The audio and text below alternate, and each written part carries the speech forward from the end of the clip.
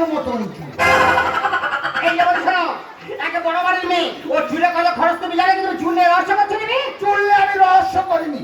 আমি তোমার কি বলি শোনো, বলো। তুমি কালকে বাড়াইপুরে গে চুল সবুজ করে আসবে, আর এই অধম এই চুল করে আসবে ছাগলের কালা। না ঠিক আছে, বুঝতে পারছি না একেবারে। তোমার মাথা করে বন্ধ, মাথা বন্ধ, একবারে বন্ধ মাথা। আর এখন উপায় তুমি সেইটা আগে ভাবো। আর উপায় এই আছে। কি হবে এটা? এই হলো মেন জিনিস। হ্যাঁ, আর ওটা কি হবে? এটা মদ। আচ্ছা, বৌমা ছোট ছোট করে প্যাক করবে, হ্যাঁ। আর আমি আর তুমি গল্প করবো আর খাবো। বাবা, মদে ভীষণ বাজে গন্ধ। এখন থেকে তোমার যখন তখন মদ খাওয়া বন্ধ। কবে খাবো?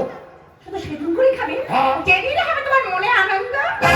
সারা বাড়িতে আজকের হচ্ছে আনন্দ, করবো কবে নিরানন্দ?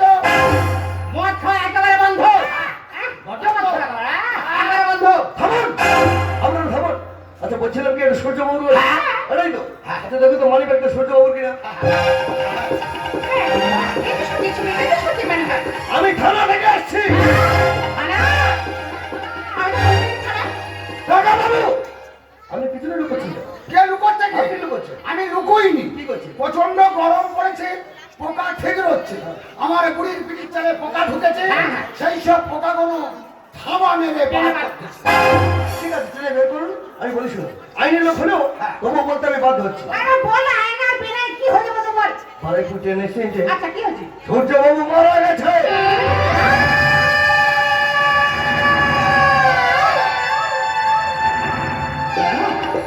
আমি বিশ্বাস করি না, আমার তো বিশ্বাস হয় না।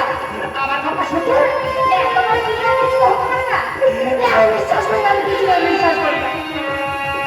তুমি বলো, আমার কথা সত্য, এত বড়